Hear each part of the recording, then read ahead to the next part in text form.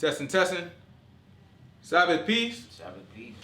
It's another opportunity to hear and learn from the word of truth that's given to us by the Most High God. All honor goes to the Father through the Son, whose name is Yahushua. In him lies the only hope for salvation. We know that it is obtained by grace through faith, not of works, lest anyone should boast, and given freely as a gift to all who obey him. We understand that if you do not obey him, it is made manifest or made obvious that you do not believe. In this state, you should expect no good thing from the Most High. However, anything that you do get, whether it be a gift of tongues, a gift of prophecy, or any supernatural experience that you may have, it can and it will be used against you in the day of judgment. With that said, peace to the saints that are in the room, to the saints that couldn't make it, to the saints watching in on the camera, but no peace to the wicked. The only thing we say to them is repent, that they might live. All right? All right, Daniel, what do you got on your mind? Isaiah chapter 28. Yeah. All right, Isaiah chapter 28. It's Isaiah chapter, matter of fact, let's switch it up just a little bit. Isaiah chapter 29, give me verse 9. It's Isaiah chapter 29, verse 9. Watch what the book says. I just love how these things right next to each other. Yeah. Stay yourselves and wonder. He says, stay yourself. He says, sit your butt down and wonder, right? Sit your butt down and kind of think about this for a little bit, right? Let's see. Cry out. And cry ye out and cry. They are drunk, but not with wine. He said these folks is drunk, but it ain't because they had too much wine. They stagger, but not with strong drink. They sitting there staggering all over the place, but it ain't because they had some Hennessy. Right? Let's hear about it. For the Lord has poured out upon you the spirit of deep sleep. He said, but the Most High God, the reason why they drunk and not with wine, and why they stagger and not with strong drink, is because the Most High God, he poured out on you the spirit of deep sleep. Your butt sleepwalking. Right? Let's see. Keep going. And has closed your eyes. The prophets and your rulers, the seers, has he covered. All of your leaders, right? The prophets and the seers, they were meant to give us insight into the things of God. Right? They're meant to tell us, like, give us a warning or tell us, yo, this is what's about to happen, or this is what the Most High God wants to communicate to you. Right? And he said the rulers, right? The rulers were our leaders, right? They the ones that are like, okay, I'm the king, you know what I'm saying? Let's go fight these people. Let's do this. They had our wisdom, the strategy. So all three, what happened? Has he covered. And the vision of all has become unto you as the words of a book that is sealed. So he made it to where the prophets and the seers, right, the ones that would communicate to us and give us visions and kind of tell us, yo, look, this is what the Most High God about to do, or this is what the Most High God wants to say to you, or this is, you know what I'm saying, this is the direction you should go, or this is, you know what I'm saying, whatever. Give us the advice. He covered them. And then he took the visions that they would have told us, and he made it like as if it was sealed. Like a book that was sealed. Like you can't open this book. Like there's information inside the book, but you can't get to it because you can't open it. That's what it was like for us. Like we could tell, like, there's information in that prophet. But I can't get to it. Same thing when we look in this book. We open up this book and we look at it and it's like it's information in this book, but I just don't understand it. It's sealed to me. Right? He said like a book that's sealed, or what else? Which men deliver to one that is learned, saying, read this, I pray thee. And he says, I cannot, for it is sealed. He said, I know how to read. However, I can't read this book because it's closed. Like it's closed. I can't open it. I can't get to the pages that's inside of this book. Right? There's no way I can do it. What else is it like? And the book is delivered to him that is not learned, saying, read this, I pray thee. And he says, I am not learned. Right? Now the other way you can look at it is, it's like a book. You can get the book open. Right? But you look into the book and your butt ain't learned. You don't know nothing about it. You're not skilled with the word of God. So you look at it and you like, I have no idea what this is talking about. He posed it to us those two ways on purpose. Because on one hand, he took our people and he said, I'm shutting you up. I'm sealing you. You won't be able to communicate the information. Right? You a prophet, but you won't be able to communicate the information to the people. Then on the other hand, he knows that all of the communication that's already been there is going to be documented inside of this book. He's like, okay, we're going to put it in a way where you won't be able to understand it. Right? Keep going. Watch this. Wherefore the Lord said, for as much as this people draw near me with their mouth. With their mouth, they draw near to me. I mean, with their mouth, they be in church. Praise God, doing all the extra stuff, right? With their mouth, man, they draw near to me, right? But what else? And with their lips do honor me. Oh, but with their lips, I mean, they honor your boy. I mean, oh, with the lip, I mean, they praise him and they sing about him, and every other word is, oh, thank you, Father, and all that, and they pray, and they do all type. They post on Facebook. They got the whole nine, right? But have removed their heart far from me, and their fear towards me is taught by the precept of men. And that's where the rub is, right? Because the heart is far. Remember, it always comes down to the heart, right? When a man sins, the sin comes from where? The heart. Right? When it comes to Mark 7, we look at it, he said, out of the heart of man comes these evil thoughts. Right? Yahushua, he said that out of the heart of man comes good and evil. Right? Paul told us that from the heart, if we believe on Yahushua. Right? All these things have to come like from the heart. So when we look at this, he is like, on the surface, it looked like you serve God, but your heart is far from you. All right. Then after that, he told us that the read it for me. Therefore, behold, I will proceed to do a marvelous work among this people. Go back one. Oh, my bad. Wherefore the Lord said, for as much as this people draw near to me with their mouth and with their lips do honor me, but have removed their heart far from me, and their fear towards me is taught by the precept of men. He said, and the fear of God is taught by the precept of men, by the commandment of men. Right? And what else would you do if you can't understand the book?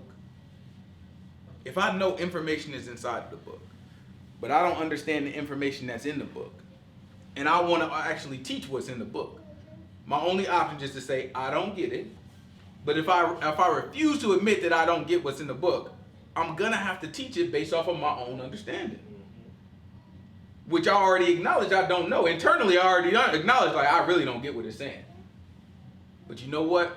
Let me guess. This is what this probably means. And that's where we end up.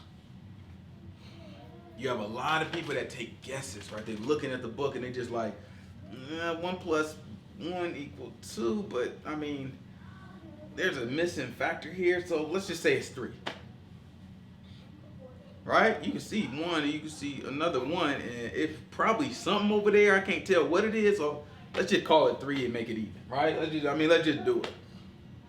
And it ends up being wrong. That's how you get rapture theories. That's how you get God love everybody theories. That's how you get all this weird stuff these people be talking about.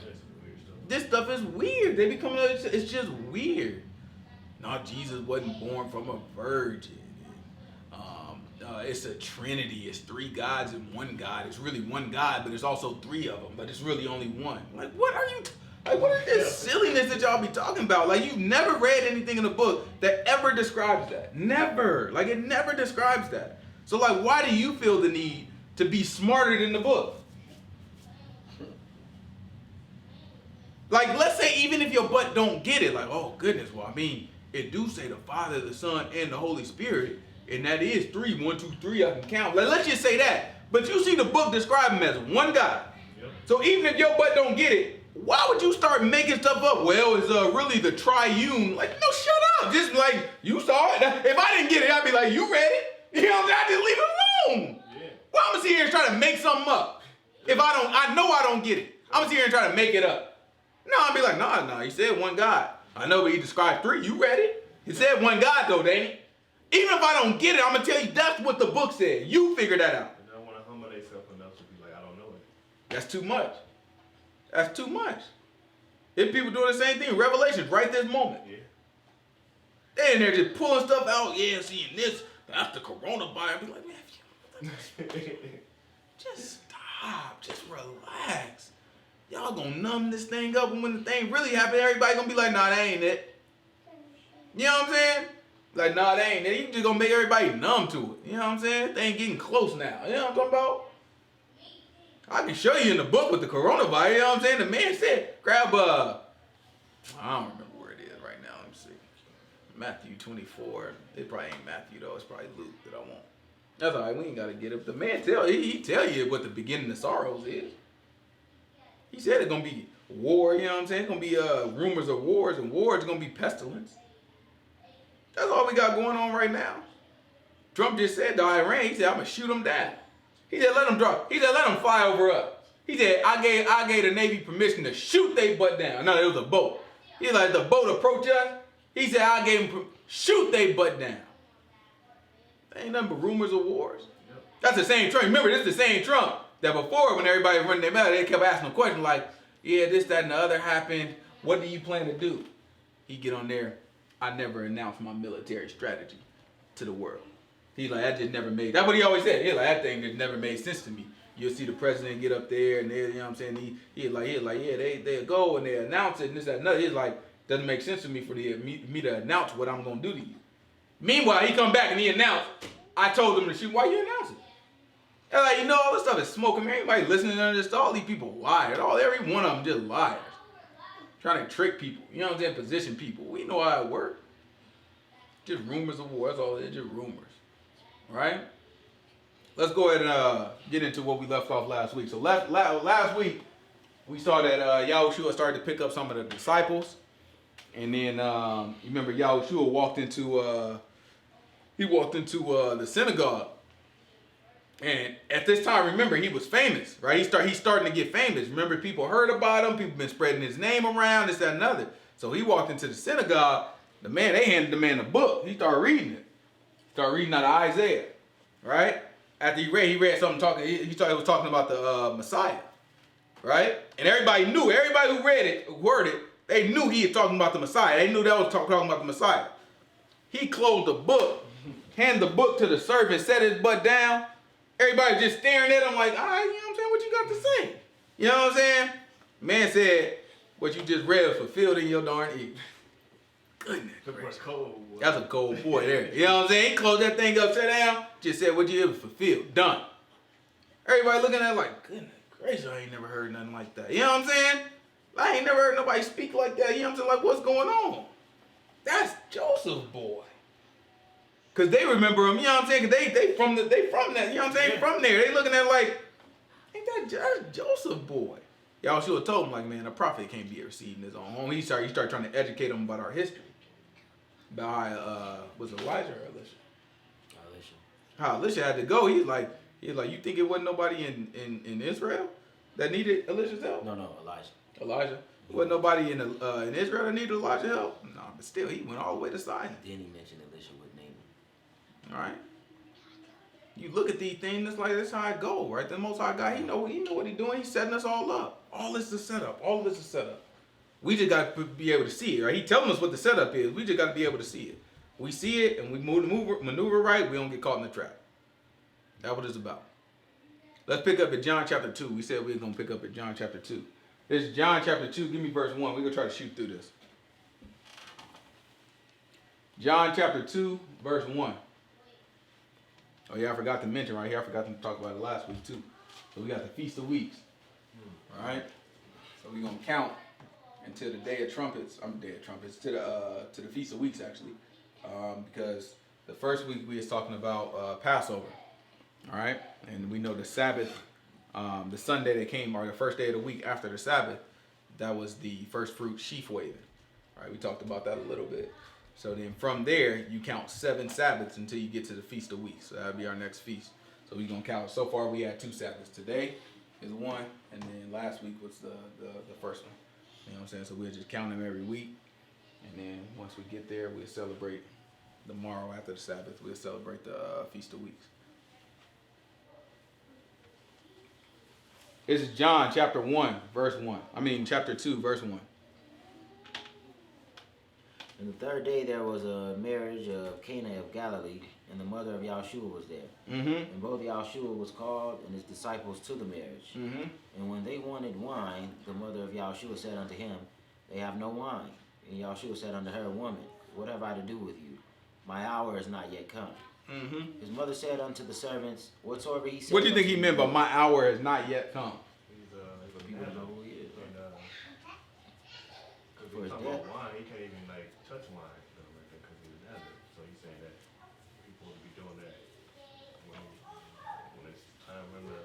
That's a good connection, right? But he's talking about that's a good connection though. You know what I'm saying? Because he is a Nazarite, right? But what he's talking about, he's looking like it don't make no sense for me to be doing the miracles right now. You know what I'm saying? Like we almost there. Like he already got his disciples. He's like, we almost there. But it's not quite time for me to start doing miracles. You know what I'm saying? Because I'm trying to do it at certain times, at certain, you know what I'm saying? But look at how he handled it. And there were 6 water pots of stone, after the manner of the purifying of the Jews, containing 2 or 3 firkins apiece. And Yahshua said unto them, fill the water pots with water. And they filled them up to the brim. And he said unto them, draw out now and bear unto the governor of the feast. And they bare. When the ruler of the feast had tasted the water that was made wine, and knew not where it was, but the servants which drew the water knew, the governor of the feast called the bridegroom, and said unto him, every man at the beginning does set forth wine, and when men have well drunk, then that which is worse. But you have kept the good wine until now. Right? So you see what he's saying, right? He's saying usually you got good wine and you got bad wine. You're going to load people up with the good wine first. That way, by the time they get drunk, they don't care what they darn drinking. So you leave the, you know what I'm saying, the shabby stuff back here. So it's like, okay, I get through all the good stuff. Like, there's some good stuff. And you drunk, you know what I'm saying? All right, you know what I'm saying? Go ahead, give me another bottle of that thing. You know what I'm saying? You drunk. You don't know what you doing. It don't matter what you drinking after you get there. Right? So he's looking like, all right, listen, you know what I'm saying? Look, you know, don't worry about it. So he drink. He like, oh, wow, we still got good stuff? He is like, man, usually people put the best stuff up front. You know what I'm saying? He drank that. He's like, oh, no, this stuff here, though, this is better than the first. Right? Read it. Watch this. And he said unto him, every man at the beginning does set forth good wine, and when men have well drunk, then that which is worse. But you have kept the good wine until now. This beginning of miracles. That mean he also was saying the wine that was already served was terrible. You know what I'm saying? He's looking at it like, that stuff was terrible. It's some good stuff. All right, keep going. This beginning of miracles did Yahshua in Cana of Galilee, and manifested forth his glory, and his disciples believed on him. So you see, that was his miracle, right? The beginning of the miracles that he did. And then his disciples, remember these disciples, they heard word of mouth, right? And then spirit came down and rested on them. You know what I'm saying? The voice came out and said, here's the one. You know what I'm saying? This the one John. John, this whole time, everybody messed with John. This whole time, John was, you know what I'm saying? He's been talking about him. This the one. So everybody, you know, spreading that, you know what I'm saying? A couple people saw it, but everybody is like spreading it around. You know what I'm saying? Just everybody talking, whoever's in the area. Like, okay, this is what we're going to do. Okay, good. Makes sense. So the disciples start messing with them. They following them. You know what I'm saying? All right, we rock with you. Then all of a sudden, the man turned water into wine. They like, what more needs to be said? You know what I'm saying? That's it. He's looking at it. All right, keep going. Watch this. After this, he went down to Capernaum, he and his mother and his brethren and his disciples, and they continued there not many days. And the Jews' Passover was at hand, and Yahshua went up to Jerusalem, and found in the temple those that sold oxen, sheep, and doves, and the changers of money sitting. All right. So he went to after that, Yahshua went to go serve the Passover. Now our law, according to the Passover, is what? Why would he have to go to Jerusalem to keep the Passover? Because every man would have to come to Jerusalem to keep the Passover, and they can't come empty-handed. So 3 times a year we had to go to Jerusalem. 3 times a year, right? And Passover is one of those times. So every Passover, all the males had to go. So he going. Remember, it said that he was in Capernaum, right? All right, he's in Galilee. Right, so he's up there, up north. That's up north, right? So if we had a map, we ain't got one. I wish we did, but you know what I'm saying. We look at it. Up north is Galilee, Capernaum, Nazareth, all that stuff north. Down here is Jerusalem, right? Jerusalem is the northern part of Judah, but it's like just south of the center of Israel. All right, well, it's south of the center of Israel, not really central. Yeah, it's more like south central. You know what I'm saying? So you know what I'm saying. So he need to get right here, and he all the way up here. So he do the miracle, you know what I'm saying, and all of a sudden he start traveling. Let's hear about it. He get there, and then people are selling stuff. That don't make him very happy. Let's hear about it. And when he had made a scourge of small cords, he drove them out of the temple, and the sheep and the oxen, and poured out the changers' money, and overthrew the tables. Right, so he made a small scourge. You know what I'm saying? So think of it like a bunch of little whips. You know what I'm saying? And he took that, out of the, you know what I'm saying? He went down, he whipping and getting everybody out of there, all the animals too. He hitting the animals too, getting everybody up out of there. Then after that, he poured over the money, just making a mess, right? He's getting upset and he's making a mess of everything in the temple. Right? Let's hear about it. And he said unto them that sold doves, take these things from here. Make not my father's house a house of merchandise. And his disciples remembered that it was written, the zeal of thine house is eating me up. Now remember, how many people went to go see John the Baptist? Everybody went to go see. The book say everybody went to go see John the Baptist. So even though he from up north, right? Yahushua from up north. He did a lot of traveling. He had to get way down here to Judah. You know what I'm saying? To Jerusalem. So even though he from up north, these boys know about him down here. That's why when he walk in there, he gets this reaction. Watch this. Then answered the Jews and said unto him, what sign do you show us unto us, seeing that you do these things? It's important that we notice it. Do you think if somebody came to the temple, our people, came to the temple and just start flipping stuff over, that they just gonna ask him this question?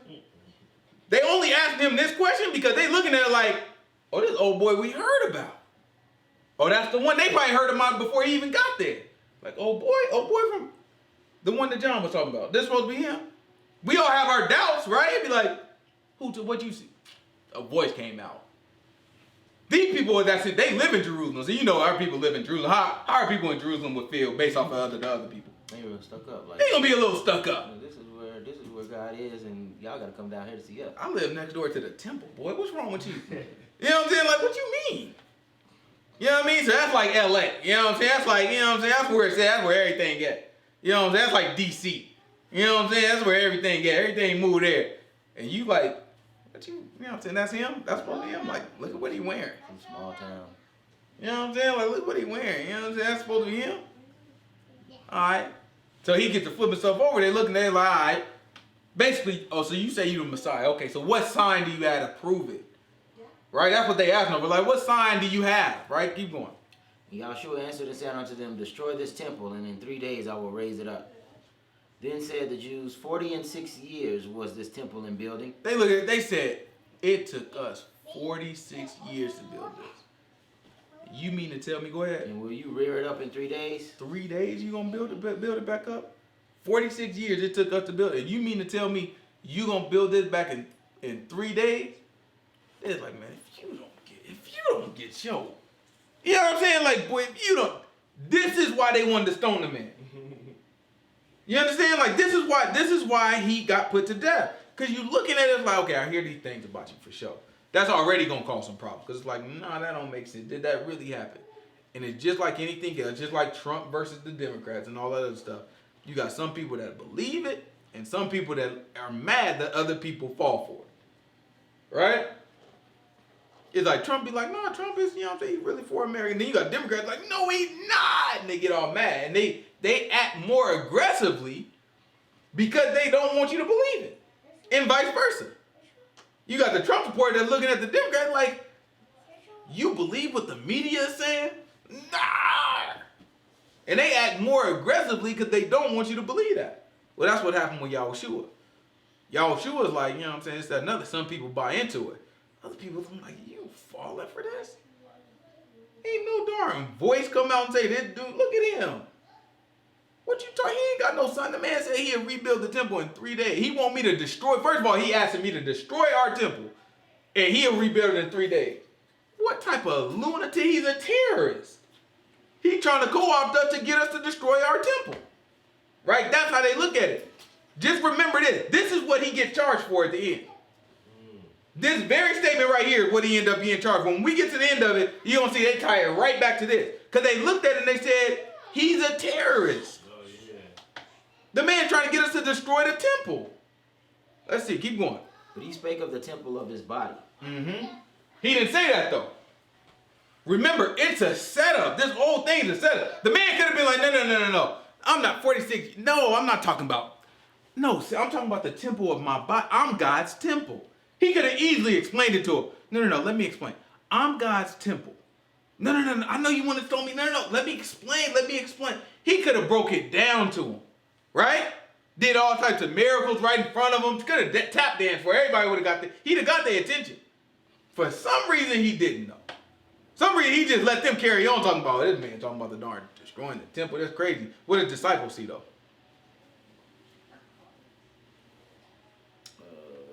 Then said, wait, my bad. But he spake of the temple of his body. When therefore he was risen from the dead, his disciples remembered that he had said this unto them. So the disciples didn't even get it until he rose from the dead. There's a lot of stuff I ain't getting to. Like you have to understand, like that's how it works. This is not like I just walk into this and be like, oh, it clicks. If that happened, great. That's beautiful. But that should not be our expectation. Our expectation is, man, this thing won't be a long haul. Just make sure you listen to the man along the ride. Just obey. That's all you gotta do. Just obey. Stop lying, cheating, killing, stealing, farting, pooping, all that stuff. You know what I'm saying? Stop. Just cut all the mess out. Right? Then after that, all the other stuff will be revealed. The man gonna open it up to you. She moving? Just because she hear me talk, that's all it is. She just heard Dad talk, that's good. Leave my daughter alone, boy. Keep going, let's see. And they believed the scripture and the word which Yahshua had said. Mm-hmm. Now when he was in Jerusalem at the Passover. Talking about his disciples, they're saying the disciples believed the scripture and the word that Yahshua had said. Keep going. Now when he was in Jerusalem at the Passover and the feast day, many believed in his name when they saw the miracles which he did. Right? So he was doing miracles there.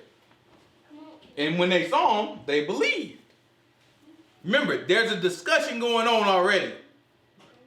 John keep on telling us about a guy that's coming. Then these people come into town.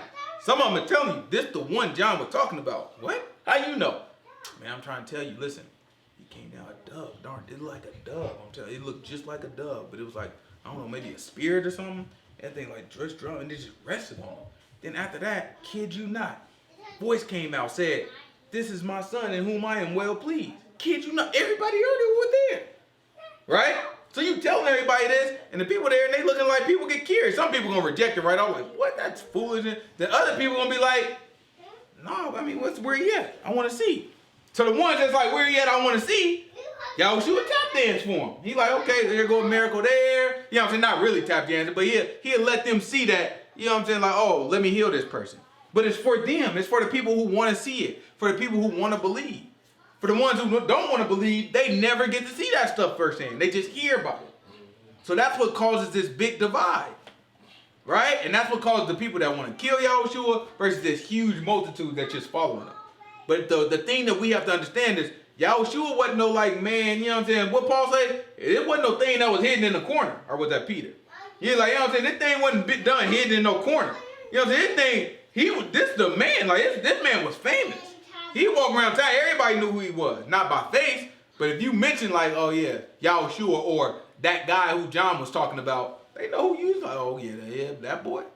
No, that boy ain't the Messiah. Or, I think he might be. You know what I'm saying? Keep going, let's see. But Yahushua did not commit himself unto them because he knew all men. Mm-hmm. And needed not that any should testify of man, for he knew what was in man. Mm-hmm. And that's the end of chapter 2. Keep going. There was a man of the Pharisees. This is chapter 4. Chapter 3. It's John chapter 3, verse 1. There's a man of the Pharisees. Everybody's favorite. Named Nicodemus, a right? ruler of the Jews. He was a ruler of the Jews. He's a Pharisee. His name was Nicodemus. Remember, he's down in Jerusalem now. So you got the creme de la creme down here. Right? So this Nicodemus. He is a ruler of the Pharisees. Watch this. This thing like so tight. You get all of the like stereotypes out of it. Yeah, you know what I'm saying? Like once that thing, like once it's like way different. Once you look at it and you really pay attention to what's going on, it makes sense. Like you can look at all the thing and be like, oh. Like this would happen today. That's what I be trying to get people like, everybody's like, I can't believe the Pharisees. No. Today the Christians would kill him. Oh, Yeah. Like today, right now, the Christians would sign off on the man's death. Sure. Right today. They would give him right over to Trump. And Trump would kill the man and they would sign off on it. They would like, and serve them right. Serve them darn right. Especially black dudes, you know what I'm saying? They don't even know Jesus Oh, black first. man, let me tell you They don't even know something. Jesus black. Let me tell you, black people be the first one with their hands against it. Mm-hmm. First of all, Jesus ain't no black man. They be the first one to tell you ain't no black man. Like, yes, he is. My Jesus could never be black. I like the pale skinned Jesus with rosy cheeks. You don't knock it off. They'd be the first one with their hand. Let he who out 10 cat. Yahshua couldn't even get that thing out of his mouth first before they smacked him with a stone. Let he who out 10, bow! Yahshua would have been smacked with that thing. He would have had to slip it like, oh, whoa, take it easy there, buddy. You know what I'm talking about? I'm trying to tell you, that thing be worse today. I believe so, at least. I think so. Oh, for sure. That thing could be worse today. They had a CIA, all type, and the Christians be signing off on it. They'd know about it too. They'd operate. They'd be operative to the CIA and the FBI. Really, it'd be the FBI. They'd be operative to the FBI trying to get him. Yeah, because especially he coming and speaking with all authority, and they teach like he's so nice and so stuff like that. Oh yeah, no, Oh, they ain't got time for all that stuff. Be like, no, this can't be him. You know what I'm saying? He making people in my church stop. People start believing in him. They gonna be like, this guy, this imposter is making these people stop believing in Jesus. They be like, oh no, we can't afford this. You know what I'm saying? And you already know the government gonna be after them. So they'll be like, listen, we just need somebody to infiltrate. These Christians be so quick, like, don't worry, I'll be his disciple. They kiss that man on the cheek so fast so the government will get to him.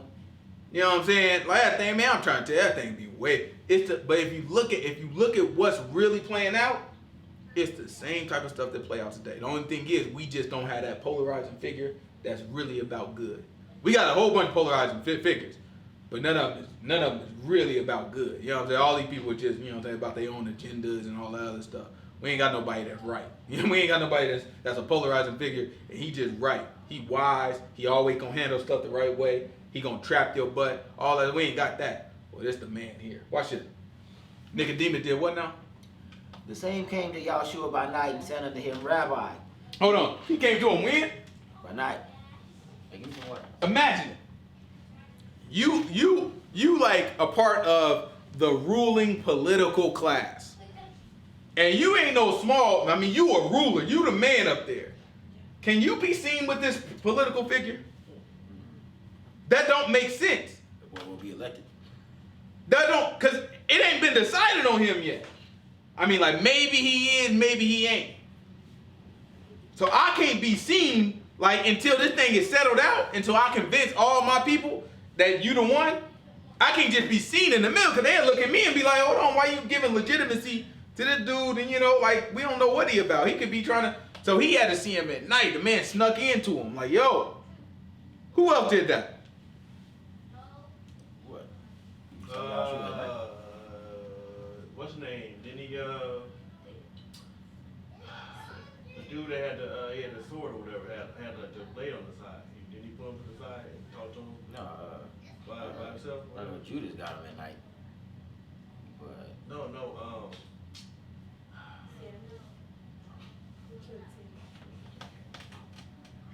he had the double-edged thing on his like left side or whatever. You went and told him Are you talking about Ehud? right. Didn't he speak to Was that at night?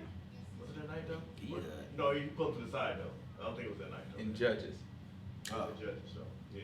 Yeah, when he poked him in the stomach, he poked the fat man in the stomach. You know what I'm saying? All his bowels came out and nasty stuff. He said, what did it say? What did it say? The dirt came out. Ain't know what the book said. The book said the dirt came out. Nasty. Yeah. But yeah, he said he poked the fat man. He stuck that thing in him. He said the dirt came out. Like, ugh. I pictured that thing too. I'm like, ugh. Get all over your head. Right? But no, not Ehud. I don't know if that was that night. It might have been. That ain't who I'm thinking about. Grab Jeremiah. oh, Zedekiah was, Mm-hmm. you know what I'm saying? Grab Jeremiah chapter 38 for That him. boy snuck to see Jeremiah so many times. Mm-hmm. Because Zedekiah was what? What was he? He was a king. He was the king. He was the ruler. I can't afford, listen, I got Jeremiah speaking against my army in the middle of war. Right? In the middle of war. He's telling us to surrender. Don't even try to fight. Surrender. Give yourself over. Let them take you. These are people that's talking crazy to us too. They talking about, I'm going to do this, that, and the other to you. You keep playing with me, I'm going to do this to your temple. Like, they talking crazy to us. And so we looking at this like, well, do you know who we are? Most High God on our side. We'll mess around and kill your butt. Right? But Jeremiah talking about, nah, I just heard from God. Y'all gonna lose this one. Might as well just surrender. God ain't telling us to surrender to nobody. That's crazy. This is his temple. Why would God tell us to surrender to somebody? Right? So this is the argument that's going on at this time. Same idea. And Zedekiah like, man, I rock with Jeremiah because I don't know. I feel like what he's saying might be true. But at the same time, I got to lead a whole nation. And we're in the middle of war. Let's see what he says. It's Jeremiah chapter 38, verse 14. Jeremiah chapter 38, verse 14. Let's see what the book says. Then Zedekiah the king sent and took Jeremiah the prophet unto him in the third entry, that is, into the house of the Lord. And the king said to Jeremiah, I will ask you a thing, and hide nothing from me. All right, he said, I'm going to ask you, and don't hold nothing back. You just tell me what it is. I'm about to ask you something, and don't you hold nothing. Just tell me everything. Just tell me everything you got to say. Straight up. Let me see. And Jeremiah said to Zedekiah, if I declared unto you, will you not surely put me to death? He's like, and I'm going to tell you what you're going to do, kill me. Jeremiah ain't crazy. He's like, okay, all right. So I'm going to tell you, because I got something to say now. You know what I'm saying? I'm going to tell you what you're going to do, kill me. Zedekiah said, what did he say? And if I give you counsel, will you not hearken unto me? So Zedekiah... He said, first of all, you're going to kill me, and your butt ain't going to listen anyway.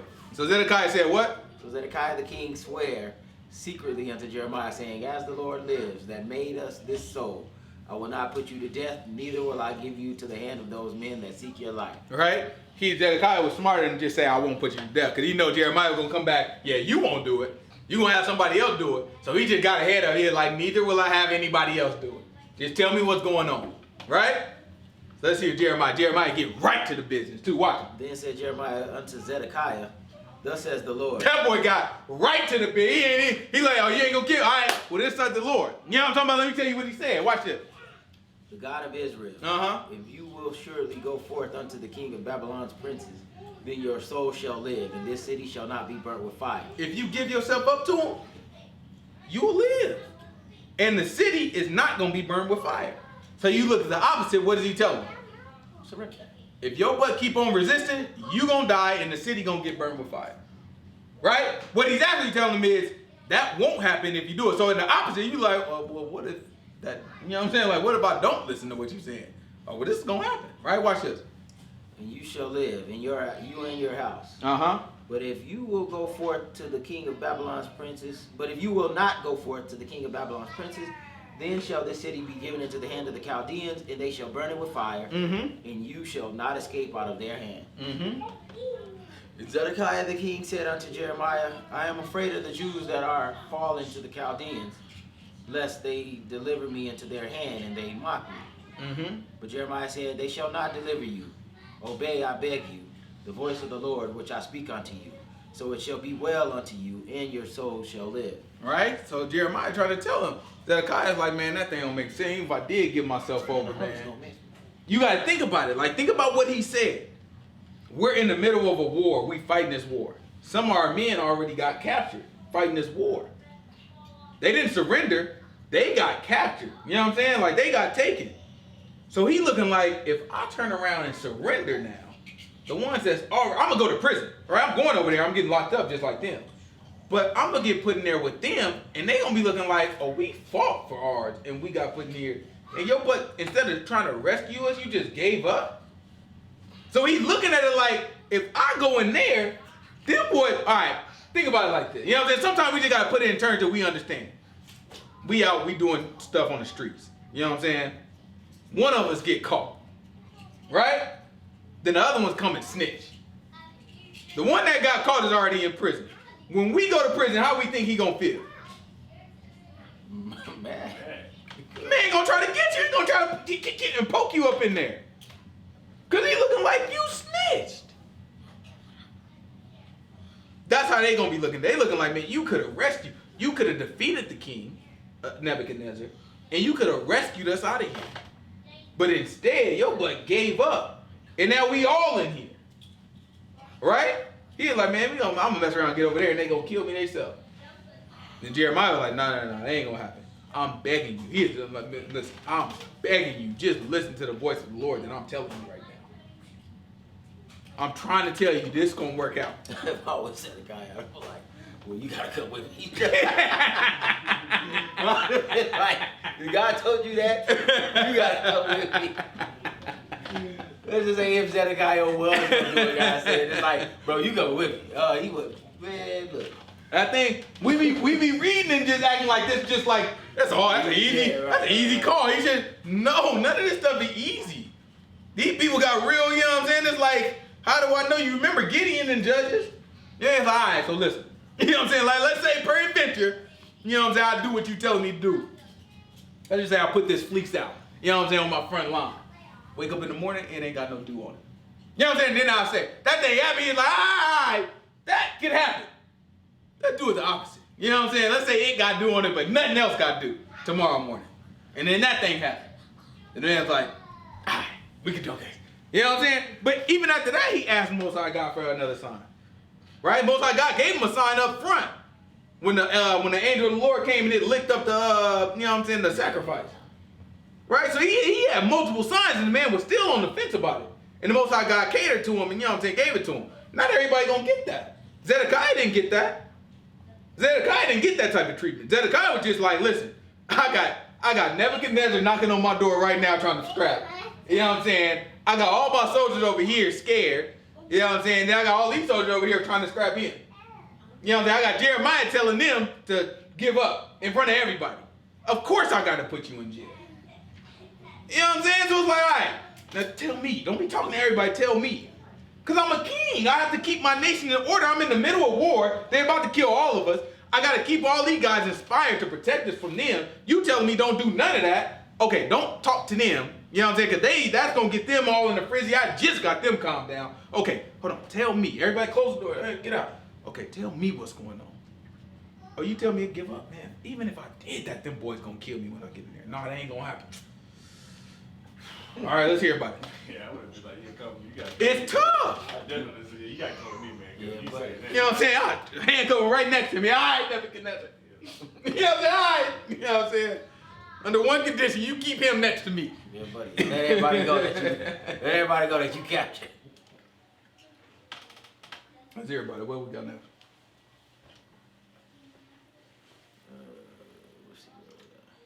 And Zedekiah the king said unto Jeremiah, I am afraid of the Jews that are fallen to the Chaldeans, lest they deliver me into their hand, and they mock me. Mm-hmm. But Jeremiah said, they shall not deliver you. Okay, I beseech you. Obey, I beseech you, the voice of the Lord which I speak unto you.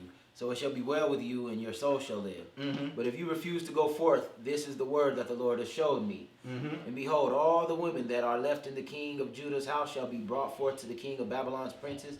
And those women shall say, your friends have set thee on, and have prevailed against thee. Thy feet are sunk in the mire, and they are turned away back. Mm-hmm. So they shall bring out all your wives and your children to the Chaldeans, and you shall not escape out of their hand, but shall be taken by the hand of the king of Babylon, and you shall cause this city to be burnt with fire. Then said Zedekiah unto Jeremiah, let no man know of these words, and you shall not die. But if the princes hear that I have talked with you, and they come unto you, and say unto you, declare unto us now what you have said unto the king, hide it not from us, and we will not put you to death. Also, what the king said unto you, then you shall say unto them, I presented my supplication before the king, and he would not cause me to return to Jonathan's house, to die there. Right? So the king told him, like, you know what I'm saying? All right, hush up. You know what I'm saying? That's enough. I'll tell you what, though. If these boys come in here looking to find out what we was talking about, all you need to tell them is, you spoke to me, and you asked, you begged me, you asked, you were praying to me, pretty much. He'd say supplication. He's like, you were making a request of me to let you go and go back to where you were. And I said no. Right? That's all you tell them. Let's hear about it. Then came all the princes unto Jeremiah and asked him, and he told them according to the words that the king commanded. Mm-hmm. So they left off speaking with him, for the matter was not perceived. So Jeremiah abode in the court of the prison until the day that Jerusalem was taken, and he was there when Jerusalem was taken. Mm-hmm.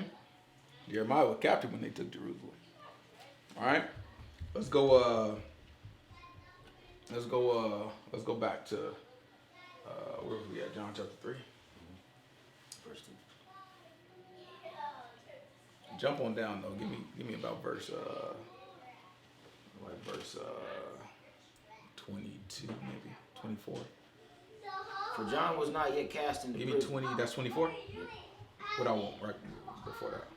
23 maybe? Or do I want 24? What do you want them talking about? Starting off that subject of John. Okay, after these things, 22. 22. This is John chapter 3, verse 22. After these things came Yahshua and his disciples into the land of Judah. And Hey, y'all be quiet, please. And baptized. Okay. And John also was baptizing in Aenon near to Salim, because there was much water there, and they came and were baptized. Mm-hmm. For John was not yet cast into prison. Mm-hmm. Then there arose a question between some of John's disciples and the Jews about purifying. Mm-hmm. And they came to John and said unto him, Rabbi, he that was with thee beyond the Jordan, to whom you bear witness, behold, the same baptized, and all men came to him.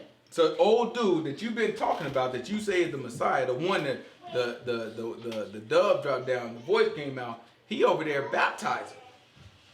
Right? Let's hear about it. Watch this. And John answered and said, a man can receive nothing except to be given from him from heaven. Ye yourselves bear me witness that I said I am not the Messiah, but that I am sent before him. Mm-hmm. He that has the bride is the bridegroom, but the friend of the bridegroom, which stands and hears him, rejoices greatly because of the bridegroom's voice. In other words, John is telling them, I told y'all I wasn't the one. Right? Because they mad. They you know what I'm saying? Like, well, he got, you know what I'm saying? Now he got more people than we got. Remember, everybody came to John.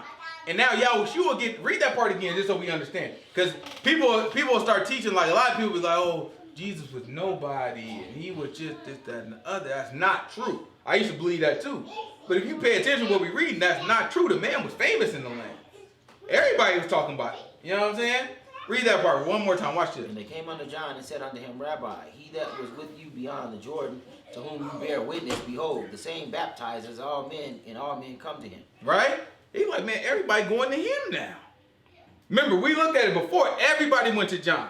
So John's disciples is looking like, whoa, whoa, whoa. Everybody's starting to go to him. Like, what you want to do about this? Like, well, you know what I'm saying? What should we do? How do we handle this situation? Not saying that they was mad or sad about it, but they didn't know how to handle it. They looking like, you know what I'm saying? Like, how do we handle it? Like, what's our next step? What should we do? Who knows? Like, they might have even wanted to go over there themselves. But they like, I'm John's disciple. Be like, oh, yeah, John, everybody going over there. Don't you know what I'm saying? Don't you want to kind of see what your young boy talking about? That's the one you put on, John. You know what I'm saying? Like, don't you know what I'm saying? Maybe? John the Baptist looking like, no. Don't be upset about this. You know what I'm saying? Like, don't be upset about this. Don't you know the bridegroom, you know what I'm saying, is the one who got the bride. But the friend to the bridegroom is just happy that happened. So in other words, he's saying we should just be happy that you know what I'm saying, we get to witness this. Let's hear about it. This my joy, therefore, is fulfilled. He must increase, but I must decrease. Mm-hmm. He that comes from above is above all. Mm-hmm. He that is of the earth is earthly, and speaks of the earth. Mm-hmm. He that comes from heaven is above all. So you see why John the Baptist was the man?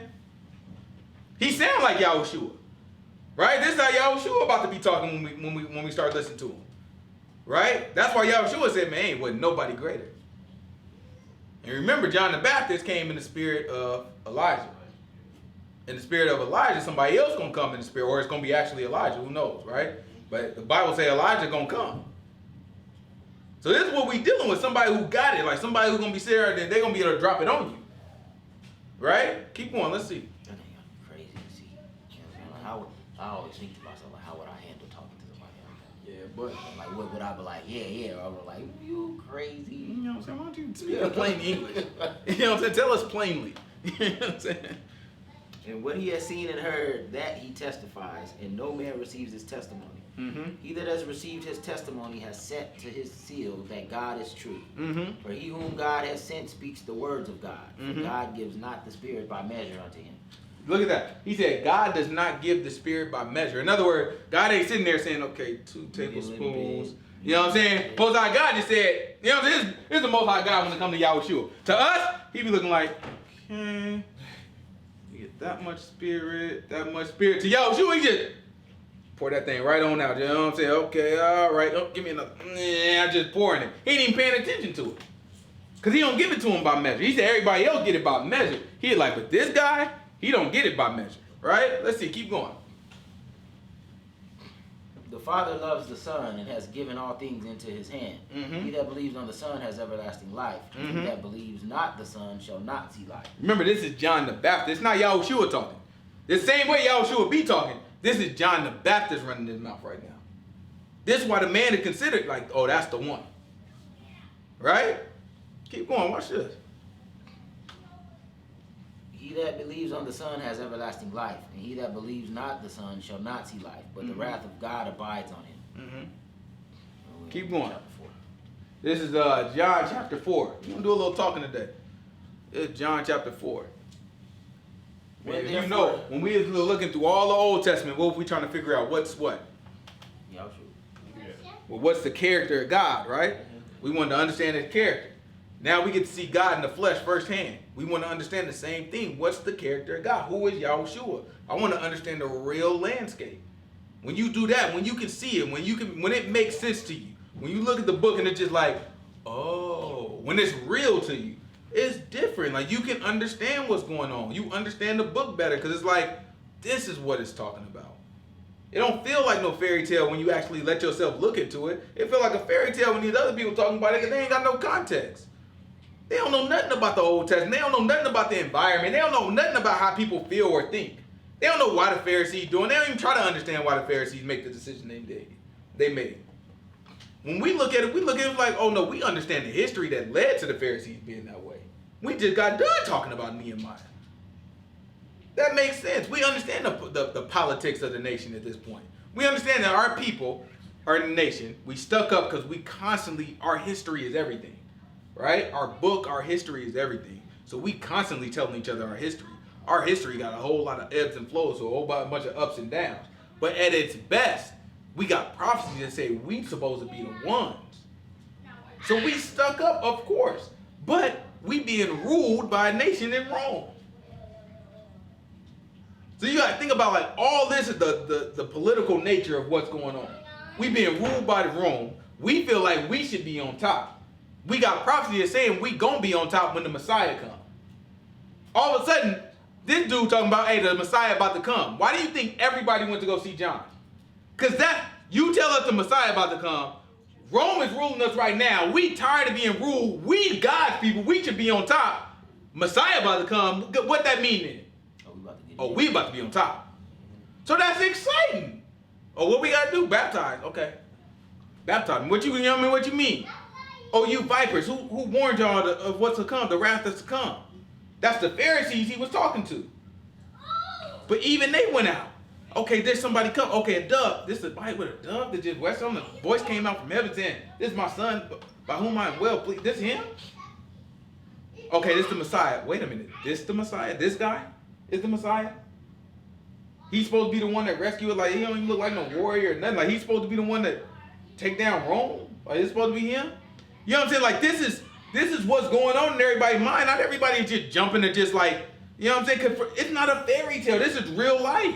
These people walking around like, how is this one guy supposed to take out Rome? And then you only got a bunch of poor, like nobody's following you. Like it's not like you got the Pharisees following you. You got all these poor people just like, you know what I'm saying? People that's just desperate and, you know what I'm saying? So you looking at that, you looking like, we ain't gonna get it done with them. Like, even if we all took up arms, we ain't gonna be able to kill Rome with them people. Like, you have to understand, like, this is what everybody's thinking about. This is not like a small thing. This is big. For the Pharisees, you looking at what's about to happen, they looking like if we let this roll, all our butts about to die. Because he's not the one. We mess around, rally behind him like he's supposed to take out Rome. Rome gonna kick his butt and we all gonna pay for it. Let's just hold off and wait for the real Messiah. That was their logic. And let me tell you, if we were in that day, it would have some credence. We would be looking at that like, I don't know, it's a fair point. Because who knows? This is John chapter 4. John chapter 4, verse 1. Watch what the book say. When therefore the Lord knew how the Pharisees had heard that Yahushua made and baptized more disciples than John, though Yahushua himself baptized not, but his disciples. Right? So even the Pharisees hearing about it now, like, he had more folks than John. Remember, John is not a threat. Because John is saying, I'm not the Messiah. Right? He's making it very clear. That's not me. You remember they was asking him. You remember that, right? They was asking him a couple weeks ago. We read it like, who you say you are? They're like, are you, you know what I'm saying, you Elijah? No, I ain't Elijah. Are you that prophet? Are you the Messiah? No, I ain't the Messiah. Are you that prophet? Remember we read that? So they was asking him. He said he denied it. Quick Book said, no, that ain't me. So he's not a threat. He's just giving us the dream like, okay, this is going to happen, this is going to happen. I can believe that. I'm still waiting for the guy, the knight in shining armor, to come in on the fiery red horse. Like, that's what we looking for. We looking for, man, it's about to be something. He gonna be somebody. Especially if y'all will pop his butt up. Everybody looking like, whoa. Everybody hopes it's gone. You know what I'm saying? Not everybody, but like, you know what I'm saying? Like some of the people looking like, I don't think he gonna get it done, y'all. We got this. Rome is no joke. Like Rome is huge. We gotta get to Rome, y'all. I don't know if this gonna be the one. Rome got goons. Rome can get anybody on the squad. Like Edomites, go ahead and handle that for me. You know what I'm saying? They get some Africans, the Egyptians, like whoever they want. Like who in the area want to handle that? We don't want to come all the way down here. Who in the area can handle that for us? Easy money too. And that's what happened. Like when we got taken out, that's all they did. They just put out the APP. Like, yo, you know what I'm saying? Go ahead and take care of that for us. Done. You know what I'm saying? They only came out at the end just to carry some stuff out and get a good camera shot. You know what I'm saying? Stand in front of the camera like, yeah, this is what we did. You know what I'm saying? But really, it's all the rest of the black folks that did it. It's black on black crime. You know what I'm talking about? All right, let's see. It's John chapter 4, verse 1. When therefore the Lord knew how the Pharisees heard that Yahshua made and baptized more disciples than John, though Yahshua himself baptized not, but his disciples, he left Judah and departed again into Galilee. Mm-hmm. And he must needs to go through Samaria. Then come he to a city of Samaria, which is called Sychar, near the parcel of ground that Jacob gave to his son Joseph. Right? So pay attention to what he just said. But he's leaving the south and going back up north. To get back up north, he decided to go through Samaria. Right? When he going through Samaria, he went past what? A parcel of ground that Jacob gave to his son Joseph. Right? So remember, all of our history is in this land. So we tie this all the way back to Jacob. Hey! Ha! We tie this all the way back to Jacob and the parcel of land that he got. Right? So he went past that, and what happened? Now Jacob's well was there. Mm-hmm. And Yahshua, therefore, being wearied with his journey, sat thus on the well, and it was about the 6th hour. Right? So this is the well that Jacob gave to us. We kept it all this time. Right? So he sat down. Right? And let's see what else happened. There come a woman of Samaria to draw water. And Yahshua said unto her, give me to drink. Mm-hmm. For his disciples were gone away into the city to buy meat. Mm-hmm. Then said the woman of Samaria unto him, how is it that you, being a Jew, ask drink of me, which am a woman of Samaria? Right? We didn't do that. That wouldn't make no sense for us, Hebrews, to ask for some of a Samaritan woman. Right? Keep going. Watch this. For the Jews had no dealings with the Samaritans. Mm-hmm. And Yahshua answered and said unto her, if you know the gift of God, and who it was that said to you, give me to drink, you would have asked of him, and he would have given you living water. Right? He looking like woman. If you had any idea who you were talking to, your butt wouldn't have just waited for, you know what I'm saying, to try to give me a drink. You would have been like, no, I need a drink. You remember? All right. So what he described, who did that? Exactly what he described. He was looking like, listen, if I asked you for some water, but if you knew who I was, you would be like, listen, you need to give me some water. John the Baptist, right? Remember, John the Baptist was like, listen, you know what I'm saying? Yahshua came up to him, baptized him. He was like, I need that you baptize me. Yahshua had to convince him, like, listen, for righteousness' sake. You know what I'm saying? Just, you know what I'm saying? Don't make it no big deal. You know what I'm saying? Just for righteousness' sake, just go ahead and make this happen real quick. And then John the Baptist did it. Right? So you see the contrast. He's looking at it like he probably wouldn't have gave her the water at that moment, but it's coming. Like if you got that type of faith, don't even worry about it. I got you in the end. Like John didn't get that baptism right there. You think he getting in the end though? He gonna get the baptism that he asked for. You know what I'm saying? Because he had that faith. Same thing with her. He's trying to educate her now. Like, listen, if you really want to know, who you talking to, you know what I'm saying? You might want some water from me. All right, let's see. Woman gonna look at him. Look at her logic. The woman said unto him, Sir, you have nothing to draw with, and the well is deep. From where have you this living water? Are you greater than our father Jacob, which gave us this well? Well, they still in history back then, wasn't it? You gotta look at it. She's like, listen, are you greater than who? Our father Jacob. Our father Jacob. She's not a Hebrew. She's a woman of Samaria. They still be doing that. But she said, are you greater than our father Jacob, who gave us this well? Who gave us this well? Samaria. Ain't even from the land. She think they are, though. Right? We're going to get into why, too. Watch, let's see. Keep going. And drank thereof himself and his children and his cattle. And Yahshua answered and said unto her, Whosoever drinks of the water of this water shall thirst again. But whosoever drinks of the water that I shall give him shall never thirst. But the water that I shall give him shall be in him a well of water springing up to everlasting life. You know what I'm saying? I give you some water, it becomes its own well. Now you got your own well living inside of you. You have constant water just coming out of you.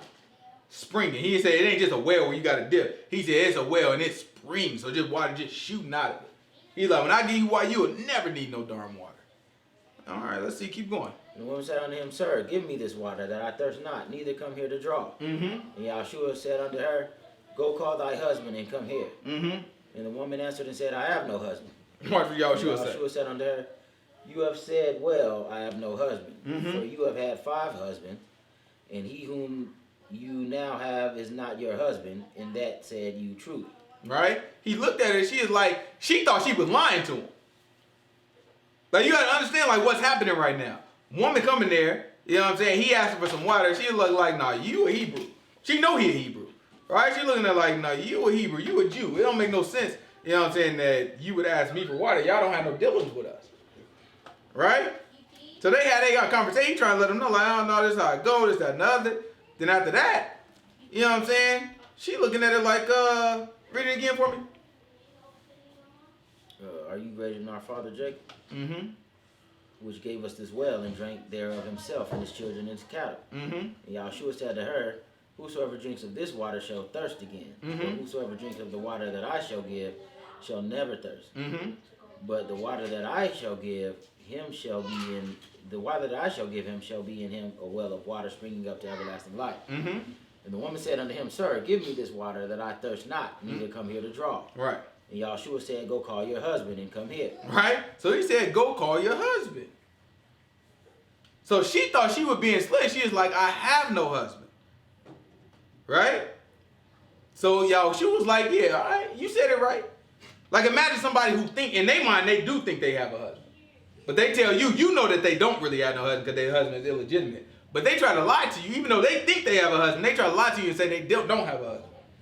So he called her out. He's like, no, you spoken well. You well spoken. He was like, because you have 5 husbands. And the one that you got right now is not your husband. He acknowledged, like, oh, no, you do think you have a husband right now, but you right. He's not your husband. You didn't know you was right with what you said, but you right. Watch it. Keep going. And the woman answered and said, I perceive. Watch the woman say. I perceive that you are a prophet. After that, the woman's like, I perceive you a prophet. You know what I'm saying? She tried to get a lie off real quick. The man busted her right on out. Not just like, oh, no, you do have a husband right now, but he ain't legitimate. No, you didn't have 5 of them. You didn't have 5 of them. And you got one right now. And the one that you do got is not your husband. After that, she looked at him like, I perceive that you a prophet. You know what you're talking about. You know what I'm saying? Like, you see right through me. I perceive that you're a prophet. So when you got a prophet in front of you, what do you try to do? You try to settle the score. You try to make sure, okay, let me get to the bottom of this, right? So look at the first question she asked once she realized he is a prophet. Our fathers worshipped in this mountain, and you say that in Jerusalem is the place where men ought to worship. It's a dispute, right? Because we Hebrews, they Samaritan Gentiles, right? So we looking like that don't make sense for us to celebrate and worship where y'all be worshiping. Because they worship as the Gentiles do, that they learn from our people, and we'll talk about it in a little bit, right? But they worship in the mountain. And she like, well, our fathers worshipped here. But y'all say that we supposed to be worshiping in Jerusalem, All right? Let's see. And Yahshua said unto her, Woman, believe me, the hour comes when you shall neither in this mountain nor Jerusalem worship the Father. You worship what you know not what. He said, you don't know what you are worshiping. Right? Ye worship, ye know not what. He said, you don't know what you are talking about. That's the same position. The man went down for Passover we read earlier. Where did these Christians get Easter from?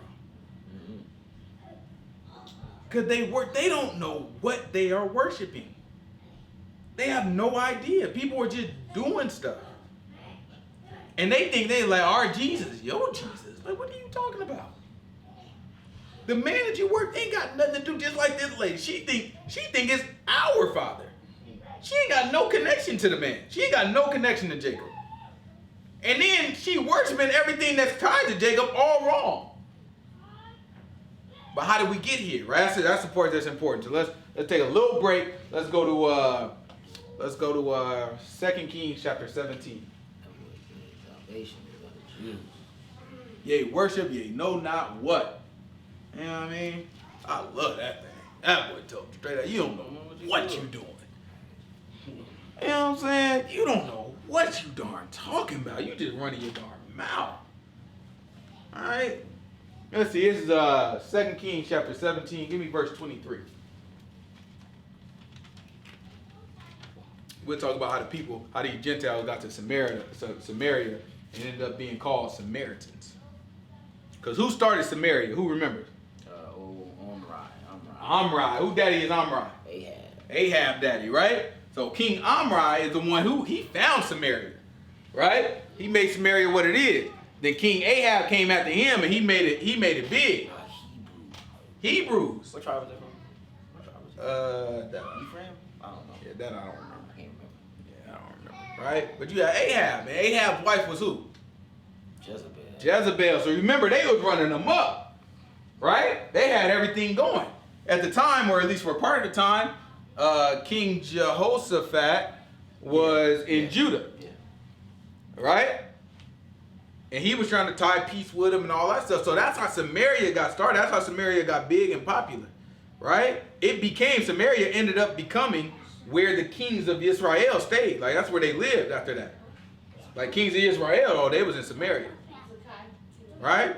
So let's check back. This is 2 Kings chapter 17, verse 24, verse 23. And the king of Assyria brought men from Babylon and from Cutha and from Ava and from Hamath and from Sepharvaim and placed them in the cities of Samaria instead. In the cities where? Of Samaria. So the king of Assyria brought people from all these Gentile nations and placed them in Samaria. Right? Instead of the children of Israel. So he took the children of Israel out of Samaria, right? And then he put in their place Gentiles. Watch what happened next.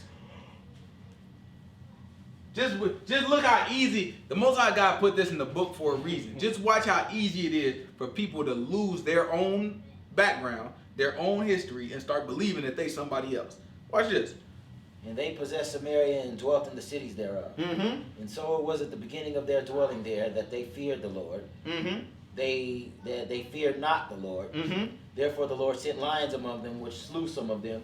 Wherefore they spake to the king of Assyria, saying, The nations which you have removed and placed in the cities of Samaria know not the manner of the God of the land. Mm-hmm. So the king of Assyria got message saying, oh, these people right here, they being attacked because they don't know the God of the land. Like, they being superstitious. They like, man, these lions jumping out and all that. They're like, it's only because they not serving the God of that land properly. Right? So the king of Assyria is like, I have an idea. Watch this. Therefore he has sent lions among them, and behold, they slay them because they know not the manner of the God of the land. Then the king of Assyria commanded, saying, Carry there one of the priests whom you brought from there, and let them go and dwell there. Carry there one of the priests that you got from there. So where did they pick this priest up from? Samaria. They got a priest from Samaria, right? It's important that we kind of make this connection. They got a priest from Samaria. Does that make any sense? No. None. Where would a priest be? In Judah. In Jerusalem. That would be our priest in Jerusalem. They said they got a priest from Samaria. So let's know what we got there. Let's go back to 1 Kings chapter 12. 1 Kings chapter 12. Samaria was in Ephraim, right? Mm-hmm. Or I believe it's Ephraim, but certainly in the northern kingdom. Oh, Bethel. I think it's in Ephraim. Bethel, yeah. I believe Bethel. What is this? 1 Kings what? 1 Kings chapter 12, verse 24.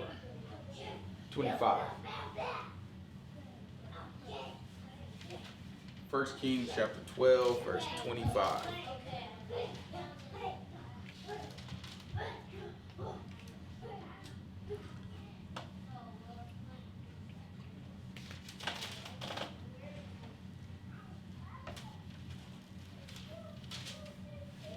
It's 1 Kings chapter 12, verse 25.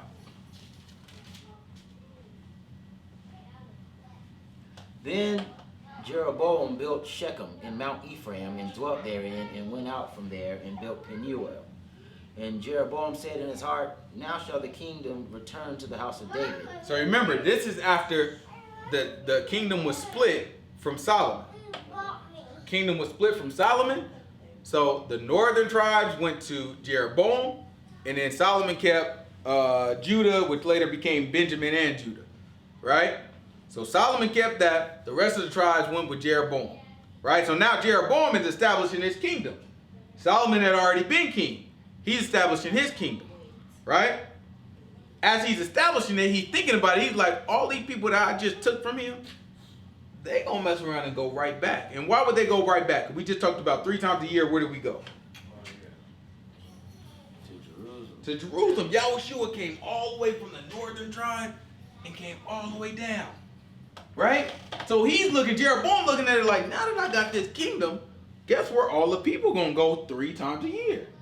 And they gonna mess around and want to stay there. Don't nobody want to do all this traveling and all that. They gonna want, you see how prestigious it is. If we look at it, the Pharisees that's from Judah is looking at the rest of the people coming from Galilee, looking like, you gonna see later, they'll be like, man, don't nothing good. You remember Nathaniel? He's like, man, don't nothing good come out of Galilee. You know what I'm saying? Don't nothing. So that's how they look at the north. They're looking like, man, no, this stuff, man, ain't nobody rocking with that. So Jeroboam kind of saw through. He was like, man, the temple is there. It's always gonna be more prestigious. I got a solution. Watch Jeroboam's solution. If this people go up to sacrifice in the house of the Lord at Jerusalem, then shall the heart of the people turn again unto their Lord, even to Rehoboam the king of Judah. Mm-hmm. And they shall kill me and go again to Rehoboam king of Judah. Rehoboam is Solomon's son, so he's king of Judah. So this is his plan. Watch this. Whereupon the king took counsel and made 2 calves of gold and said unto them, he made 2 what? 2 calves of gold. Oh, 2 calves of gold. We gotta watch how this stuff connect, right? So far we kind of gotta draw out these connections here. You know what I'm saying? So here we got a woman who believed her God. You know what I'm saying? Her father, not rather, is Jacob, right? So this is a Sumerian woman. We're gonna give her an S, right? This is a Sumerian woman. The reason why she believed that is because here in 2 Kings 17, people was taken, you know what I'm saying, from different nations and put in Samaria. So we're gonna call this one Sam. I'm gonna go with 1 Kings. I'll write it small. 17, right? So 1 Kings 17 right there in Samaria, right? This happened in Samaria, right? The reason why we got a priest in Samaria, we about to read about here. But we also want to find out why in the world did he decide to make golden calves? Out of everything, he wanted to make golden calves. We got to figure out why that too. So we got Samaria. We're going to figure out where the priest came from. Let's see. Whereupon the king took counsel and made 2 golden calves and said to them, it is too much for you to go to Jerusalem. Behold your gods, O Israel, which brought you up out of the land of Egypt. Mm-hmm. And he set the one in Bethel and the other he put in Dan. He put one in where? Bethel. Okay, so this one's going to have a few connections, right? Because we're going to have one connection. Bethel is where the well is. Bethel is where the well is. Then we're going to have one connection for Bethel. Then we're going to have another connection for the golden calves. Right? Then watch this. And he made a house of high places and made priests of the lowest of the He made what? Priests of the lowest of the people. He made what? Priests of the lowest of the people. Are they sons of Aaron? Which were not the sons of Levi. They had nothing to do with Levi. He just made priests out of anybody. Okay, well, now we need a connection for that. Right? So, we actually down here. Yeah, we right here. Right? So this is actually First Kings. This is Second Kings, my fault. This is First Kings 12. Yeah. So this is First Kings 12. First Kings 12 has one for the golden calf, one for the priest, and then made of the lowest of the people. Yeah, one for the priest and then one for Bethel. Right? So what we gonna start with? Golden calf, priest. Let's do priests. Let's go to Judges. Go to Judges chapter 17.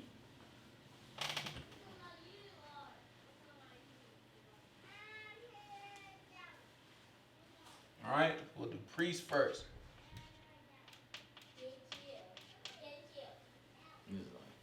Take a lot to explain that little interchange of y'all sure.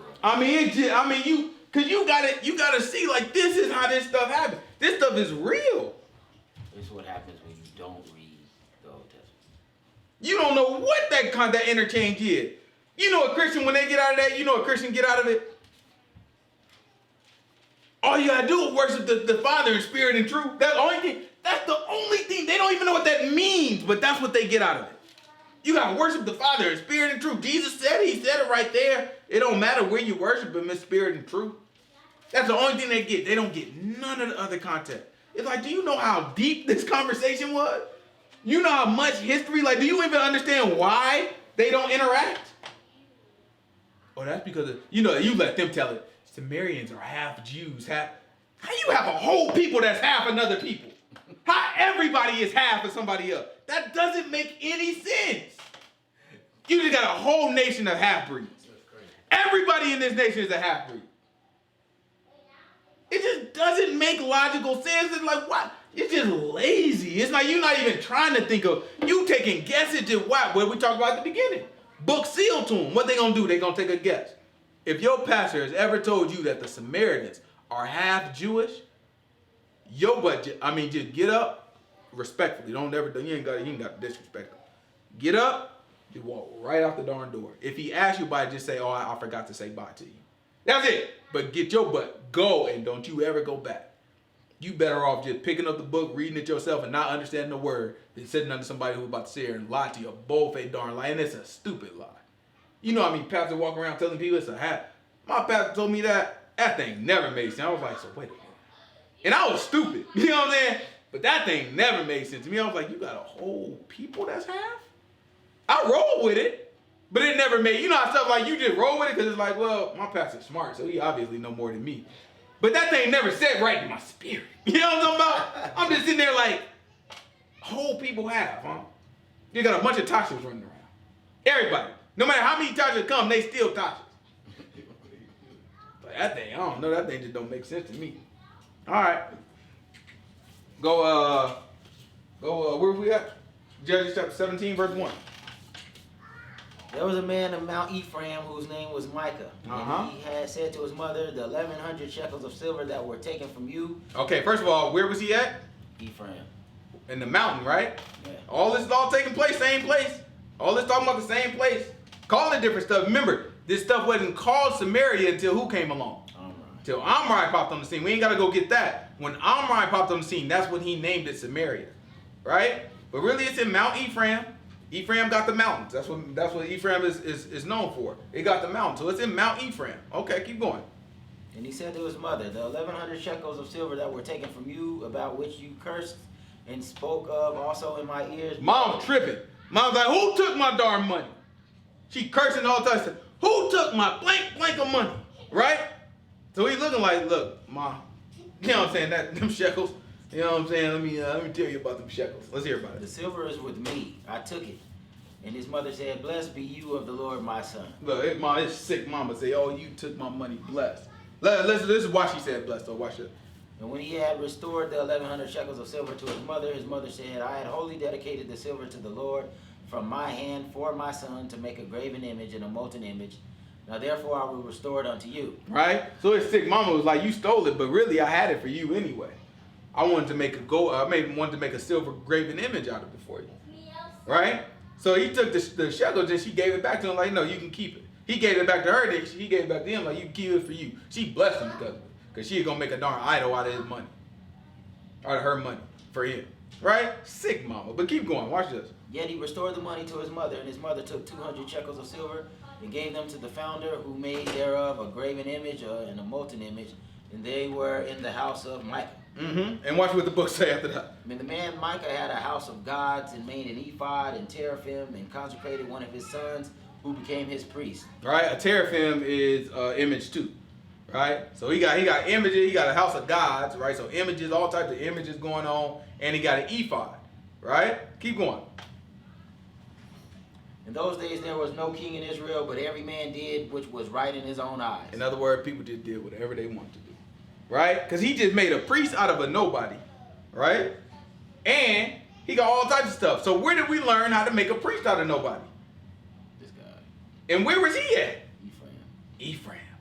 This stuff is already in the blood in Ephraim, right? This stuff is already happening. It's back in Judges before we even had a king. Okay, so that take care of the priest. Next, what we want to get? Golden calf? Or what was the other thing? We got to get the priest, golden calf, and Bethel. Yeah. What do you want to get next? Golden calf or Bethel? Golden calf. All right, golden calf. Grab Go backwards. Genesis chapter 35. We'll just put G. For the gold calf? Yeah. You mean Exodus? Golden calf? Oh, golden calf, my fault. I'm thinking about Bethel. No, for the golden, yeah, Exodus 32.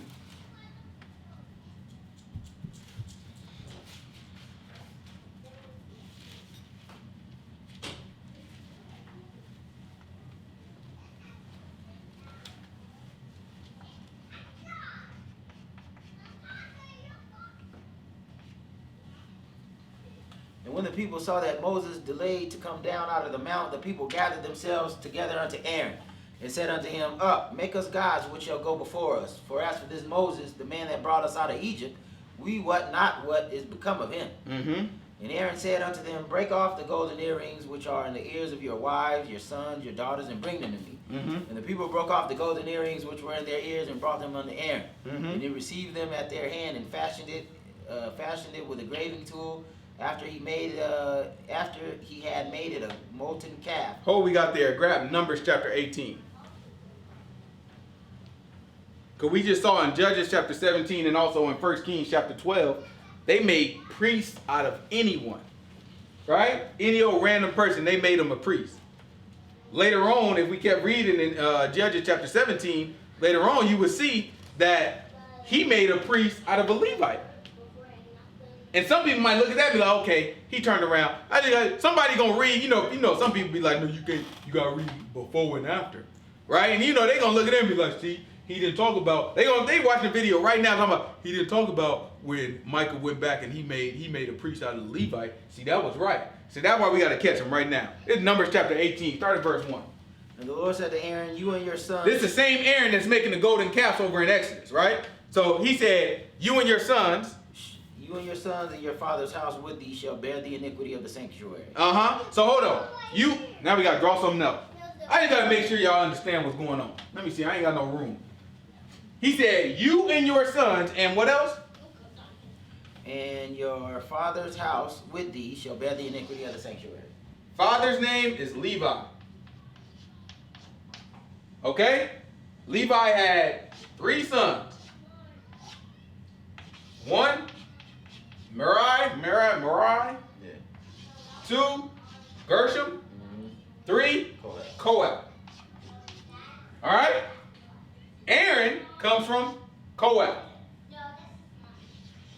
Right? So Aaron's real pop come from Kohath, and that was Aaron, Miriam, and Moses. Right? They all came from Kohath. So this is Aaron. So he said Aaron's sons, Aaron and his father's house That means all Levites. Right? They have what? The iniquity of what? Bear the iniquity of the sanctuary. That's the iniquity of the sanctuary. That's their responsibility. They have the responsibility of the sanctuary. If they don't handle that right, that's iniquity for them. Right? What's next? And you and your sons with thee shall bear the iniquity of your priesthood. He said, but you and your sons have the priesthood. So, yes, in Judges chapter 17, he did try to make a Levite a priest. A Levite can't be a priest. You have to be not just a Levite, but a son of Aaron. So either way, it's still wrong. You still just making anybody a priest. Right? Go back to Exodus chapter 32. These people try to make a fool of you just because they don't know. Ain't nobody who else gonna teach the people? You know what I mean? People didn't understand this. You know who made this big? T the one who made this big for me. Cause I used to be like, yeah, Levite, you know what I'm saying? Oh, ain't no big deal. Yeah, Levite priest, you know what I'm saying? Same thing. But that boy T, he was looking like, no. That boy was always a stickler for that thing. No. Son of Aaron. You know what I'm saying? He was like, yeah, son of Aaron. He a Levite. You know what I'm saying? No big deal. You gotta be precise with the book. You can't just be, you know what I'm saying? Yeah, you know what I'm saying? Yeah, something, yeah, close enough. Like, no. Nothing about God is close enough. You either get it or you don't. You got to be precise. That's why we do this. That's why we try to go and we go back. All right, let's see. And he received them at their hand and fashioned it with a graven tool after he had made it a molten calf. And they said, these be thy gods, O Israel, which brought you up out of the land of Egypt. And when Aaron saw it, he built an altar before it, and Aaron made proclamation and said, tomorrow is a feast to the Lord. Feast of who? To the Lord. That thing say the Lord, large letter. So you know what it's saying? Yeah. Feast of Yahuwah. So he's calling these golden calves Yahuwah. So that takes us all the way back here. Right? Or no, here, sorry. In 1 Kings chapter 12, when Jeroboam was making the golden calves because he didn't want the children of Israel to go back into Jerusalem, right? It wasn't like he was giving them a different God. He was saying, you know what? Aaron, a long time ago, made golden calves. That's why in 1 Kings chapter 12, he said, these are your gods. Because that's the same phrase that Aaron used here. This is the same Aaron that later on became a priest. So in his mind, you can see how he can make this stretch. Sons of Aaron are the priests, but he also gave us golden calves. I can make golden calves, and technically, I can make anybody a priest. You can try to stretch the logic a little bit. He decided to put one of the golden calves where? In Bethel. And the other one, he put up north in Dan. Right? Bethel is significant, and we can learn about that in Genesis. Real quick, Genesis chapter 35.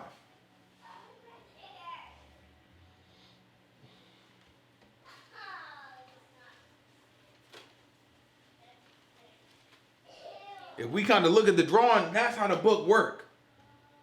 It's like, okay, well, this tie into this, and these go to all three of these to explain this.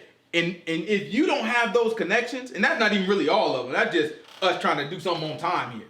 You know what I'm saying? That's not even everything. But if you don't have those type of connections when you read the book, you're missing context. Right? It's like this ties into this, and this ties into that. And once you understand that context, it's like, okay, wait a minute. Now this makes strong sense to me. Like this really makes sense to me now. Let's see. It's Genesis chapter 35. Watch this. And God said unto Jacob, arise and go to Bethel and dwell there and make there an altar unto God. So you remember in John 4, the woman said, Yahushua was walking and he walked past Jacob's parcel of land. Then he sat down at his well. Right? So this is why this is all significant. Right? This is why she's like, oh, we worship in this mountain because of Bethel. And Bethel is also the place. So he said, arise, go to Bethel and make me an altar. This is God telling Jacob to go to Bethel and make an altar. This is also the same place where Jeroboam put the golden calf. This is also the same place where the king of Assyria took all the people out and then put another people in there. All this happening in the same places. Right? Keep going. Watch this. And make there an altar unto God that appeared unto you when you fled from the face of Esau your brother. And Jacob said unto his household and all that were with him, put away your strange gods that are among you. Jacob said, put away your strange gods. Get rid of them.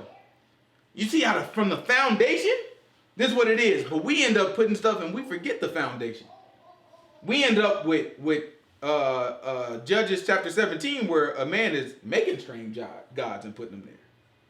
You know what I'm saying? This is how it goes. You stack all this stuff on top of the truth and you lose it. Your eyes become closed to it. Right? The only way you can become aware of it is if you make yourself familiar. The foundation is when he went to Bethel, he said, no, get rid of strange gods. Right? Let's go back to John 4. It's John chapter 4. What verse we leave off?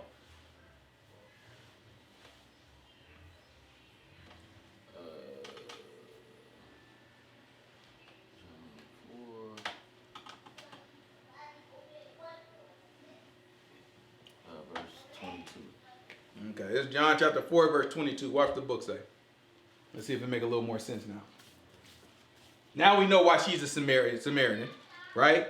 She's a Samaritan because the king of Assyria brought her there, right? Brought her ancestors there, rather. Now we know why we don't deal with them, because we from Judah, we always serve the Most High God. We never had no images, and we only serve him at the temple. It ain't no other place. That's the way that God wrote it. We know that we doing it right.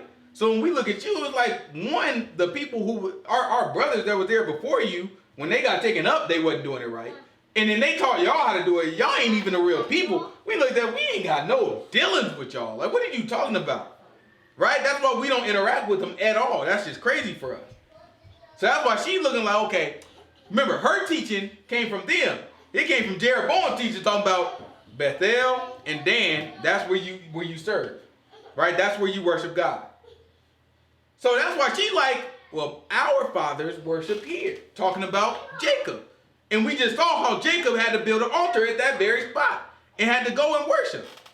So in her mind, that's the teaching. So that means that the priests that they made out of nowhere tried to go to the real book and use whatever they could to teach the people some false stuff based off of truth. But guess what they left out? They left out the fact that Jacob was like, put away all your strange gods. Because if they wouldn't have left that out, then they wouldn't have had a golden calf and they wouldn't have been able to do the teaching and pass that down to the people that eventually went to the Samaritans. Right? We look at it now, this whole interaction makes sense. Most High God is trying to liberate a whole people of Gentiles within our people. He's trying to let them know this is the real thing y'all been lied to. Watch this. Keep going. And Yahshua said to her, woman, believe me, the hour comes when you shall neither in this mountain nor in Jerusalem worship the Father. You worship what you know not what. We know what we worship, for salvation is of the Jews. But the hour comes, and now is, when the worshiper shall worship the Father in spirit and in truth. For the Father seeks such to worship him. God is a spirit, and they that worship him must worship him in spirit and in truth. The woman said unto him, I know that Moses comes, which is called, I know that the Messiah comes, which is called Christ. When he is come, he will tell us all things. And Yahshua said unto her, I that speak unto you am he. Right? He told her flat out. She is like, so you know how people do it, right? Like, oh, she's such a Christian. Like, if you look at it, that's exactly what they do. You drop some meat on them. You know what I'm saying? You just drop them like, oh, no, see, y'all, you don't know what you worship. Actually, you know what I'm saying? It's going to come a time where it ain't going to be here or Jerusalem. But let me make it clear. Salvation is of our people. Ain't got nothing to do with y'all. Salvation is of our people. Right? After you get done laying it on her, she come back and she say, well, I'll let God reveal it to me. That's essentially what she said. You know how you like explain something, be like, well, you know, maybe, but I'm just gonna wait on God. Just like I just explained all of this amazing, intricate stuff. It made it plain for you. And her response is, well, the Messiah gonna come one day and teach us everything. It just so happened a man happened to be him. So he turned back and like, the one you speaking about, that's me. Let's see what she say next. But you gotta understand, since we not the Messiah, we can't go no further. You know what I'm saying? That's why these people lie and say they the Messiah. That's why you got all these people that lie and say they prophets and they Messiah, because they know that some of the stuff that they explain, first of all, is wrong, but eventually somebody gonna respond to them and be like, well, you know, I'm just gonna wait for God to reveal it to me. So now they gotta try to make themselves down like, God is speaking through me. You know what I'm saying? Like now they gotta put some extra on it so you'll believe them. We can't fall for that, right? We can't fall into that trap, right? We just let people, you wait for God, you wait all you want. I just want you to know I'm reading from the book and the book comes from God. You know what I'm saying? That's our stand. That's where we go. But these other people try to take it further. Because that's where it stops for us. We lay all this stuff, they're going to say, I'll wait for God. What else we going to say? All right. You know what I'm saying? It's the book. You don't want to believe that? Then that got that. Right? Yahshua happened to be the Messiah, so we can go further. Right? He's like, well, no. But the man you speak of, that me. You know what I'm saying? Let's hear about it. And upon this came his disciples and marveled that he talked with the woman. Right? So the disciple came, we all Jews, right? We all Hebrews. So they marvel. They look at him like, why are you talking to darn Gentile? It don't make no darn sense. What's going on? Right? Let's hear about it. Yet no man said, what seekest thou? Mm-hmm. Or why are you talking to her? Mm-hmm. They just were thinking about it in their mind. The woman then left her water pot and went her way into the city and said to the men, come see a man which told me all things that ever I did. Is not this the Messiah? Uh-huh. Then they went out of the city and came unto him. In the meanwhile, his disciples prayed him, saying, Master, eat. But he said unto them, I have meat to eat that you know not of. Therefore said the disciples one to another, has any man brought him something to eat? Right? Look at that. You got to understand the focus of this man. He just got done giving it to a woman, just like, yo, you know what I'm saying, that's how it is. The woman was so impressed, she ran off telling all her Gentile friends, like, yo, somebody just told me everything. Everything about everything. He's the Messiah. So all the people start coming to him. Then his disciples like, man, why don't you get something to eat? His focus is where? His focus on, oh, we got all these people we need to teach. They focus on like, you know what I'm saying, you know, take a little break, let's get something to eat. We just went to the store, get you something to eat. We finally back, why don't you get something to eat? They didn't do nothing wrong. Matter of fact, what they doing is courteous. It's just that the man's focus is that of, it don't matter.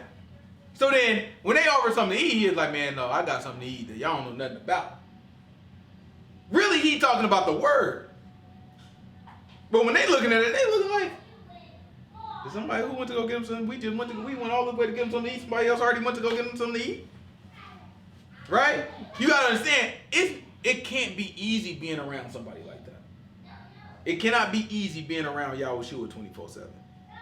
Where your focus is 100%, and he ain't gonna tell you flat out. He just gonna throw something out there. Now I got some, you know, I got some water. If you knew, you would ask me for some water. You know what I'm saying? He throw out all these riddles. You don't know what he darn talking about. Like, what are you talking about? I'm just trying to give you a sandwich, man. Like, what you know what I'm saying? Like, why you gotta go through all these riddles just for a sandwich? Like, you gotta understand, like this is not an easy thing. These people are dealing with somebody brand new. Like, they ain't never dealt with nobody like this. Right? We'll get into next week how, you know what I'm saying, how he get out of Samaria, he goes back into Galilee, Capernaum. You know what I'm saying? He started dealing with the people there, right? First, he went down to Jerusalem for Passover. You know what I'm saying? Did a couple miracles there. And he's going to go back into the land. He's going to do some more miracles up north. And that's where he's going to spend a lot of time, right? He ain't going to spend too much time in Jerusalem. He's going to spend a lot of time with the poor people, right? With the people that's of Capernaum. Any questions or anything before we get out of here? All right, let's pray out.